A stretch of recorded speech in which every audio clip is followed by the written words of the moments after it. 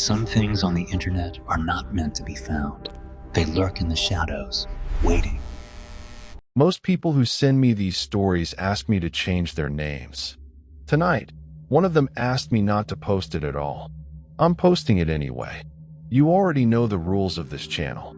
You've been here long enough.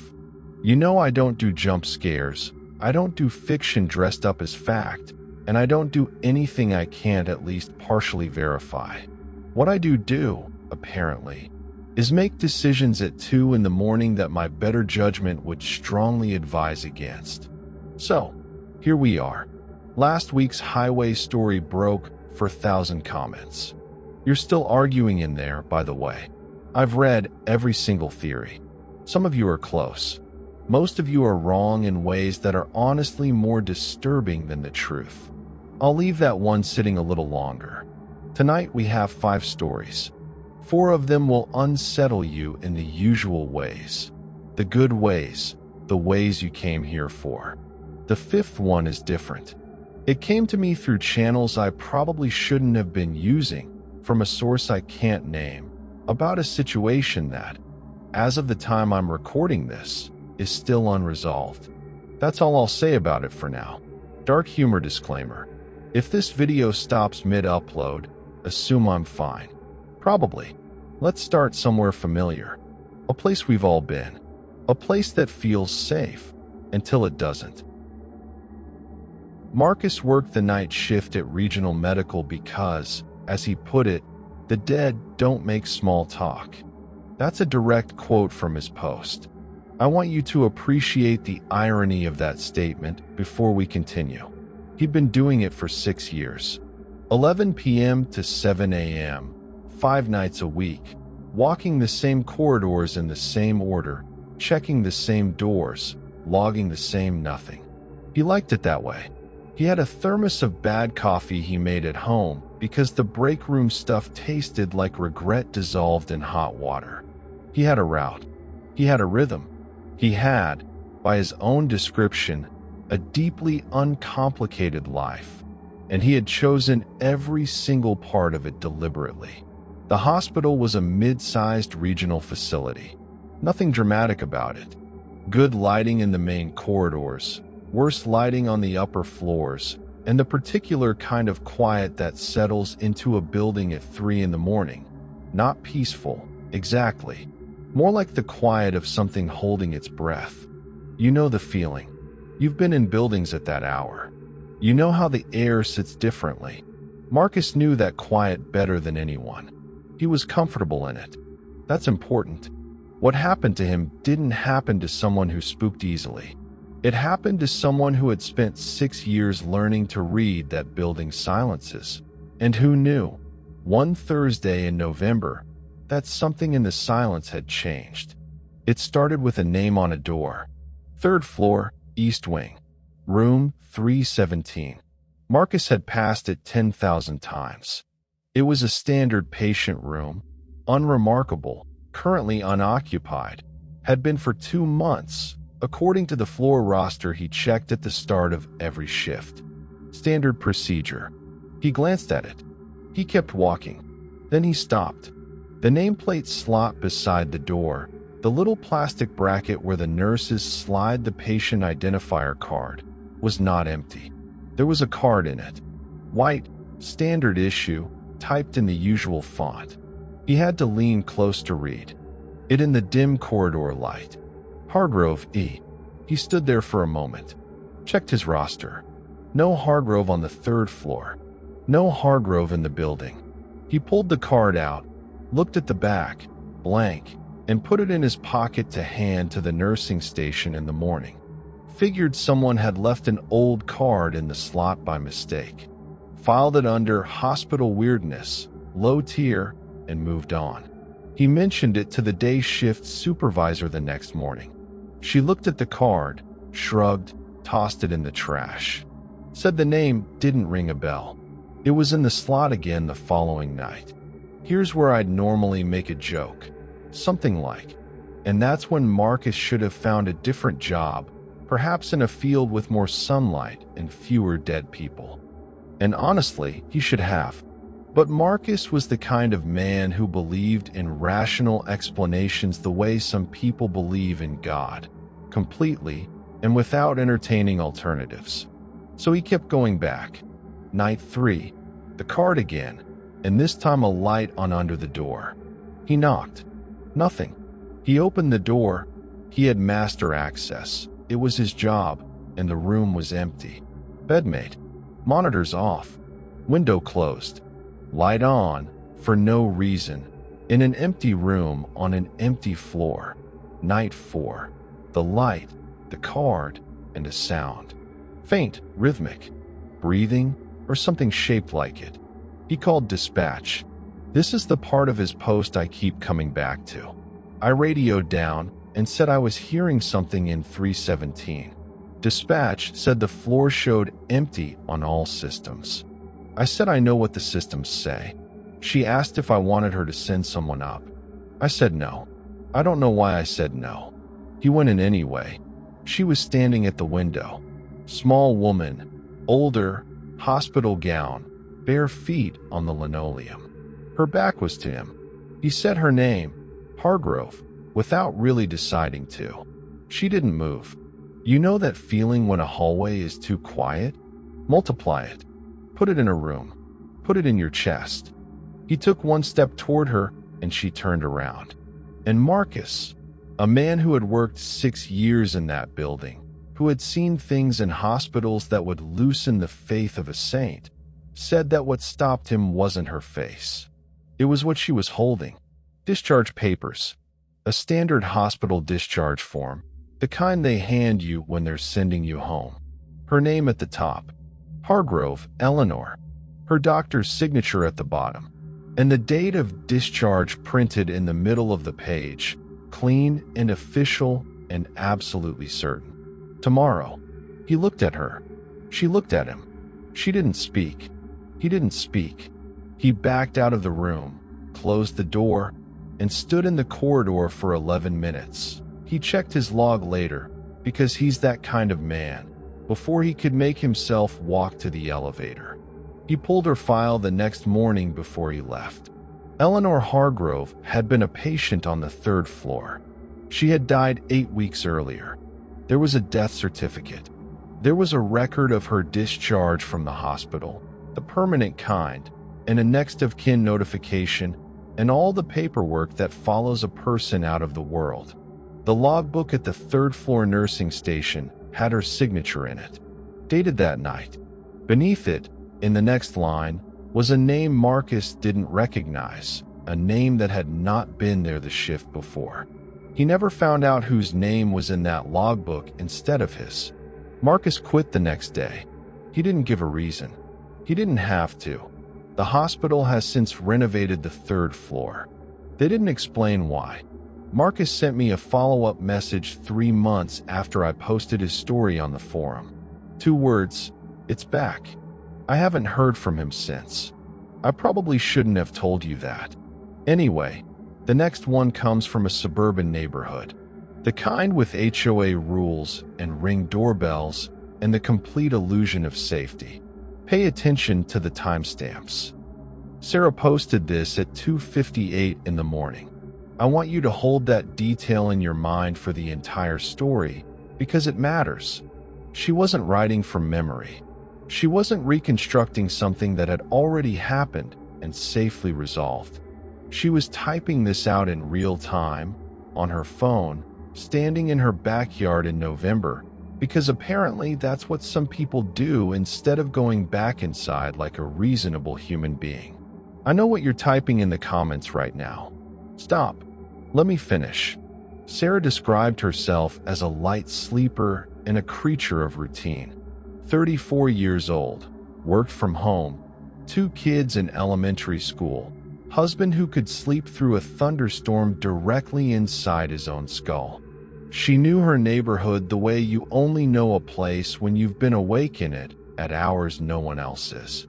Every dog, every motion sensor light, every car that idled too long. The house next door had been on the market since July. Nice house. The kind of place with a wreath on the door and window boxes that still had dead flowers in them from the previous owners. She'd watched 3 separate families tour it and leave. She'd gotten used to it sitting dark. It became part of the backdrop, one of those details that fades into the ordinary texture of a place until you stop seeing it entirely. She stopped seeing it entirely. That's the part she kept coming back to in her post. She first noticed the kitchen light in late October. Woke up at 3 a.m. for no reason. The specific, sourceless waking that light sleepers know, where your body simply decides it's done. Went downstairs for water, looked out the window over the sink, and saw it. The kitchen window of the house next door lit yellow and warm. She assumed the realtor had left it on, or a showing had run late. She went back to bed. She noticed it again 2 nights later. Same window, same hour, warm yellow light, steady, like someone was in there at the kitchen table doing paperwork or eating tea. She didn't check the listing until the following week. The house was still marked vacant. Had been since August. Utilities listed as suspended. She told herself the listing was out of date. Someone had moved in and the website hadn't caught up. Completely reasonable. She almost believed it. Then she checked the county property records, which are public, which is the kind of thing you do at 11 at night when you've decided to be thorough about something that is probably nothing. Vacant. Confirmed vacant. No occupancy permit filed. No utilities transferred. The light came on again at 3:02 that morning. She timed it. This is where her post shifts. The sentences get shorter. The paragraphs drop to 1 or 2 lines.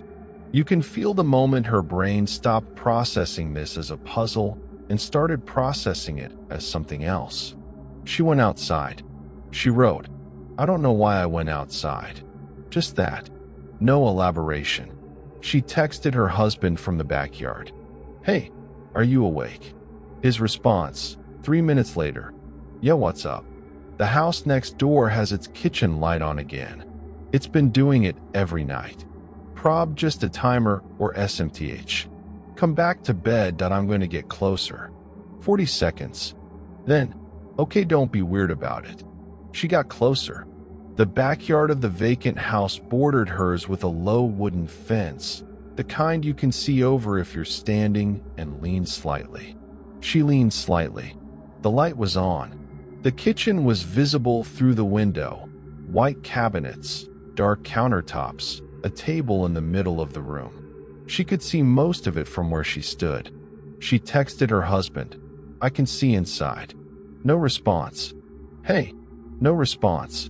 She looked up at their bedroom window. The light was off. He'd gone back to sleep in the 40 seconds between messages. She looked back at the kitchen window. There was something at the table. She wrote it exactly like that, and then she wrote it again on the next line, as if she'd needed to reread it herself. There was something at the table. Not someone. Something. She was precise about that word choice, and I think precision like that, at 3 in the morning, in the middle of being frightened, is worth paying attention to. It was seated. It had the general shape of a person, the geometry of shoulders, a head, something that approximated hands folded on the table surface. But the proportions were slightly wrong in a way she couldn't specify, the way you can't always articulate why a face in a photograph looks off. You just know that it does. It was facing the window. It was facing her. She wrote, "I think it can see me. I think it has been watching me this whole time, and I walked right up to the window, and now it knows I can see it too, and I don't know what that means, and I'm going inside." That was her last post in the thread. Other users replied. She didn't answer. She moved 6 weeks later. Quick sale, below asking price. The kind of decision that makes financial sense only when the alternative is staying. Her husband contacted me separately about a month after I posted Sarah's account. He'd found the thread. He wanted me to know that she was fine. Physically fine. He clarified, which is a specific and careful way to describe someone, and that they'd settled into a new place and she was sleeping better. He also wanted me to know one other thing. He'd read her post, the part where she texted him from the backyard. He checked his phone the next morning, expecting to find the exchange she described. There were no texts, not on his phone, not in her sent folder. No record of the conversation at all. He didn't know why she was outside that night. She hadn't been able to explain it. Some of you are going to say it was just a reflection. The next story will make you reconsider how much comfort you get from that explanation. Reflections. Windows. The outside looking in. We keep coming back to glass in these stories. I've noticed that too. Maybe there's something to it. Maybe I'll do a deep dive one day. For now, we're going somewhere with no windows at all. A cabin, a family, and a sound in the walls that the father had definitely heard before his name was Daniel. He sent me this story with a single condition attached, which I'll get to at the end. What I'll tell you now is that he wrote it the way people write things they've been carrying for a long time. Carefully, completely, and with the particular exhaustion of someone who has finally decided that holding it in costs more than letting it out. The trip was his wife Karen's idea. October. A rental cabin 2 hours north, deep enough into the mountains that the cell signal dropped out around the last gas station before the turnoff. 2 kids, a daughter, 15, and a son who had just turned 9 and was at the age where the woods are still genuinely magical. Daniel loved them in the way quiet men love their families, without much vocabulary for it, but completely. That comes through in every line of what he wrote. He described the drive the way you'd describe a painting you'd memorized. The kids arguing over the AUX chord and then falling asleep against each other without noticing. Karen with her feet on the dashboard and her coffee going cold because she kept forgetting to drink it. The trees getting thicker, the sky getting darker and more specific, the way it only gets when you're far enough from light pollution that it starts to feel like something personal. He wrote, "I thought, this is the best thing I've done in years. I thought I should do this more." The cabin was exactly what they'd rented. Small, clean, wood stove, a porch with 2 chairs facing the tree line. Nothing remarkable, nothing wrong. That first night, nothing happened. He noted this deliberately. He wanted. The first sound came on the afternoon of the second day. A scratch.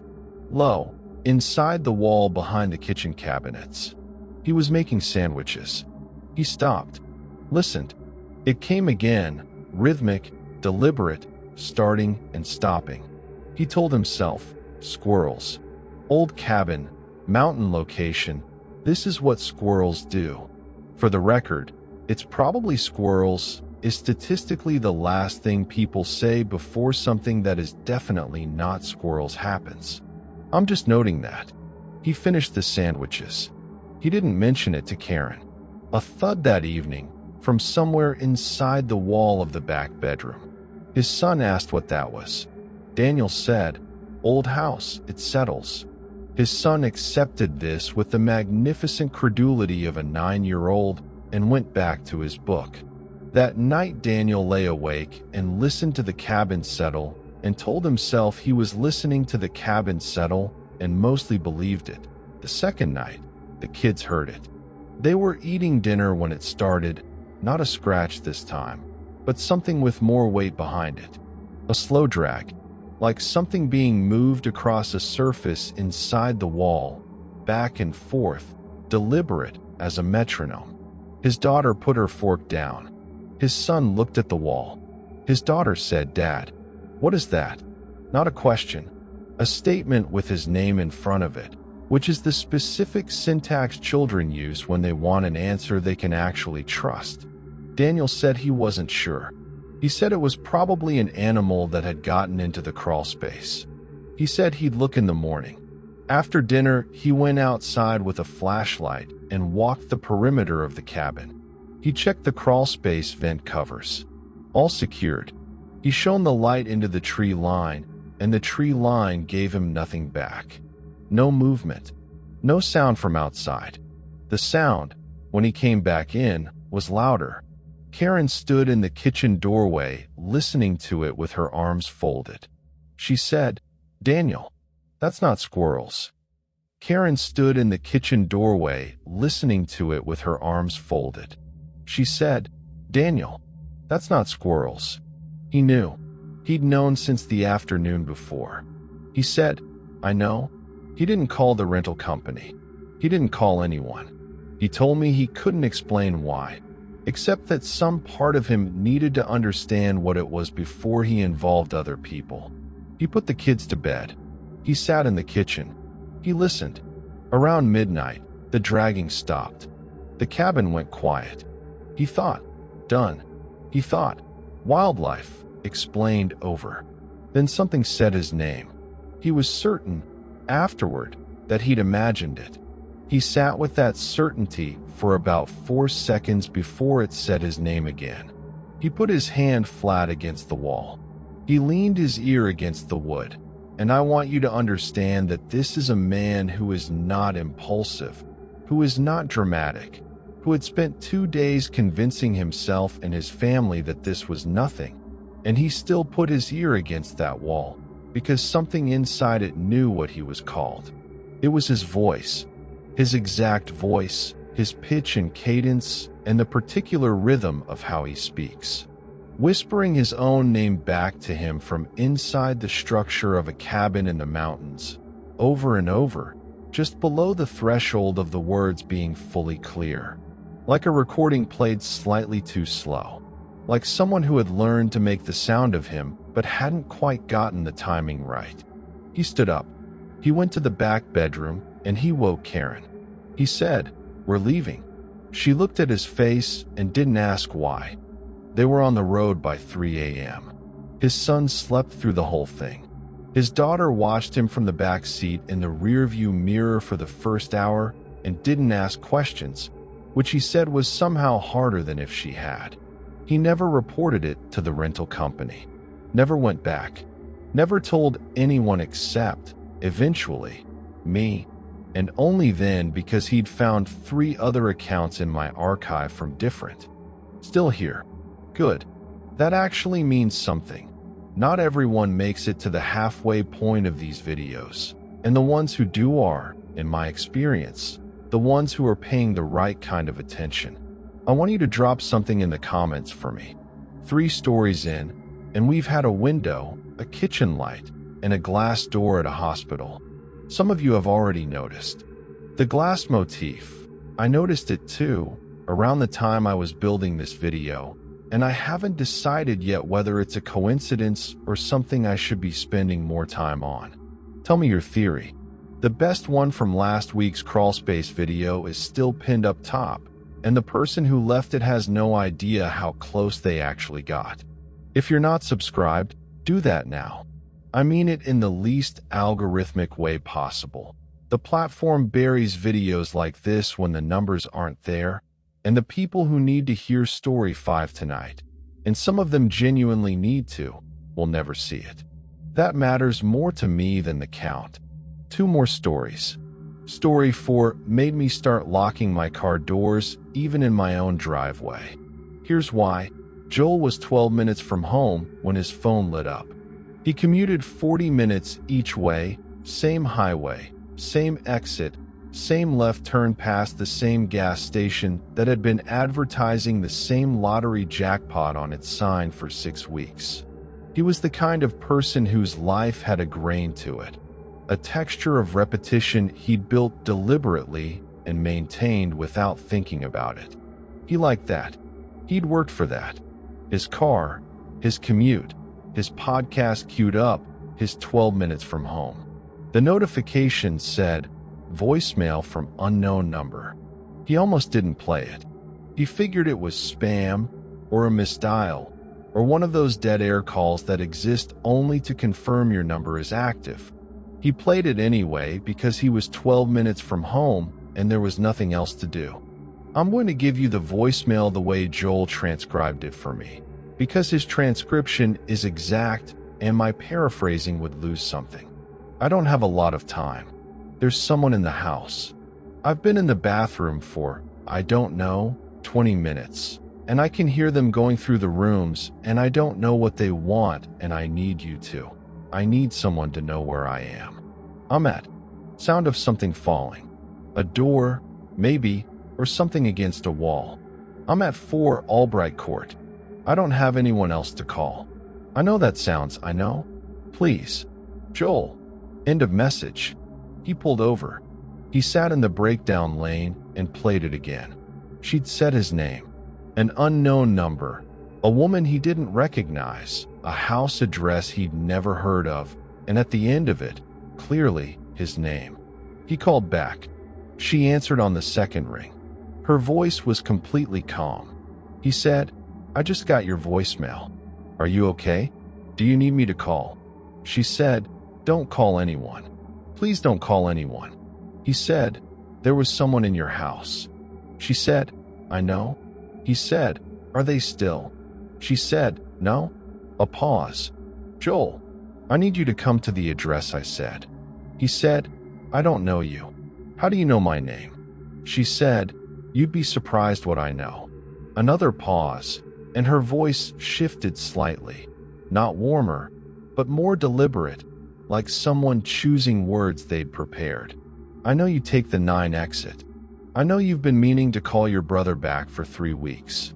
I know your wife's name is Claire, and she's making something with chicken tonight because she texted you about it at 4:30. Silence.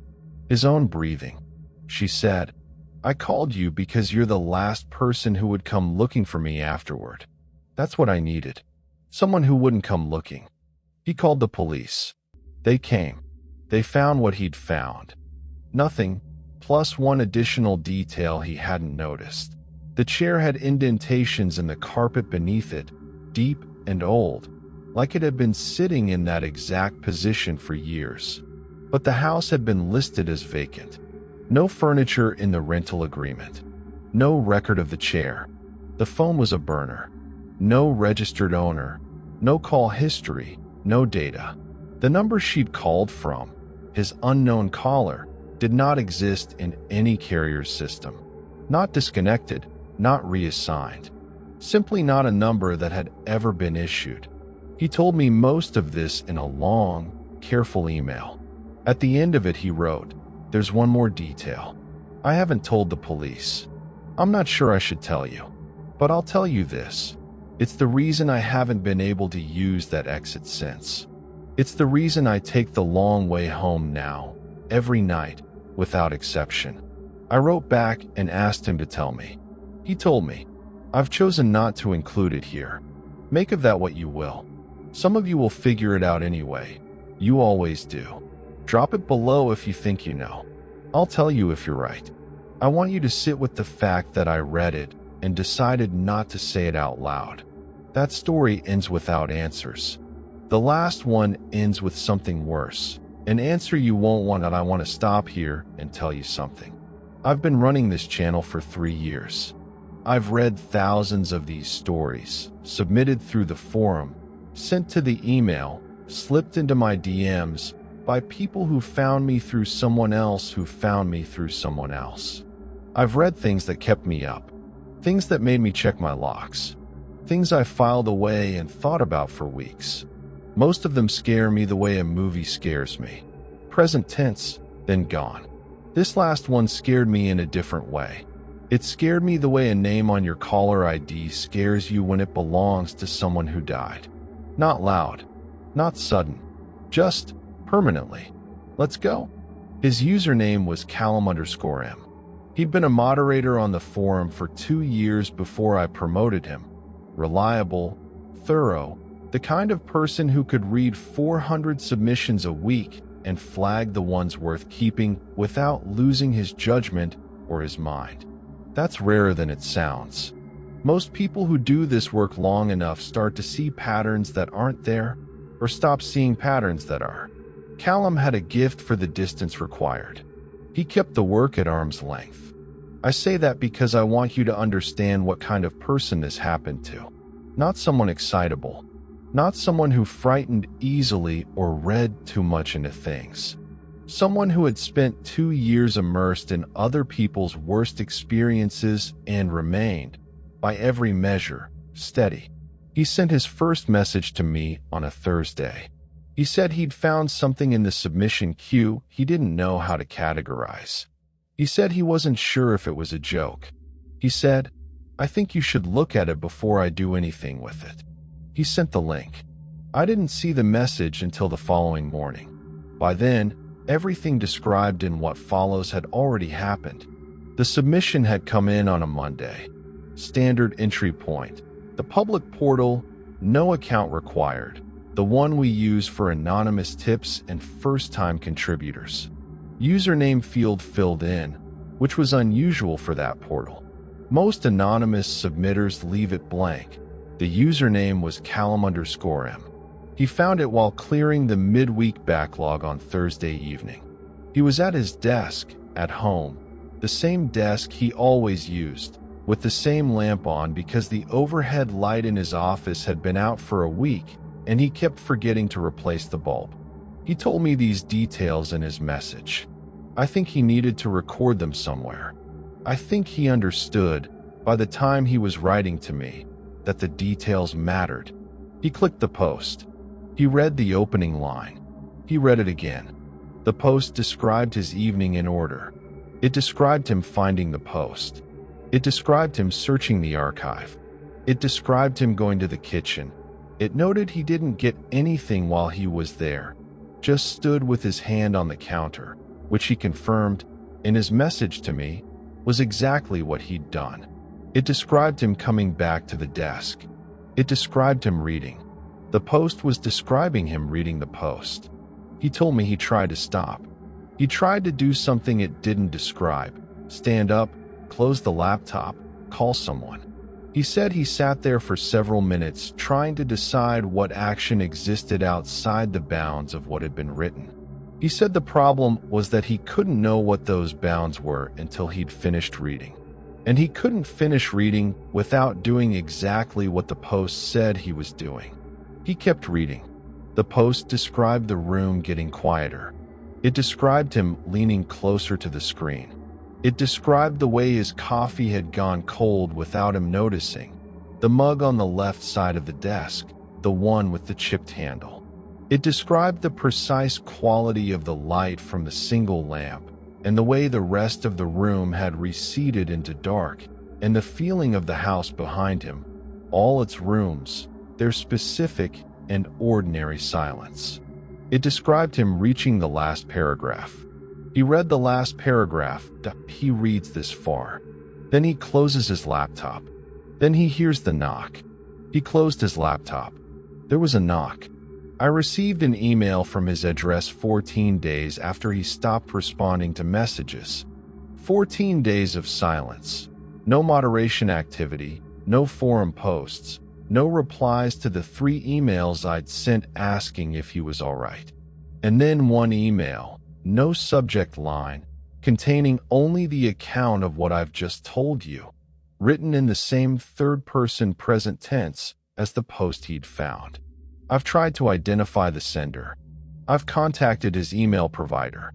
I've reached out through every. I'm going to let that sit for a moment. Tonight went further than I planned. I knew it would. I knew it the moment I decided to include the last one, which is the same moment I almost didn't make this video at all. Some decisions announced themselves clearly. That one did. I made it anyway, for the same reason I make most of these decisions, which is that I think the alternative is worse. Thank you for still being here. Not for watching, for still being here. That's the thing that matters. If you recognize his username, Callum_M, I need you to tell me. Not as a data point, because he was someone who showed up every week and did good work and cared about this community, and the last thing he did was send a story to the right place. Check your message history. Check your old threads. If you talked to him, if you remember him, leave it below. I'm reading everything. Next week, a story submitted anonymously by someone who listed their occupation as architectural consultant. What that means in the context of what they described is something I'm still trying to understand. I'm close, I think. He asked me not to post it. I posted it anyway. I think that's what he actually wanted. I think that's why he sent it to me. Get some sleep. Lock your doors. And if something about tonight felt familiar, if any of this felt like something you already knew, my inbox is open. It always is.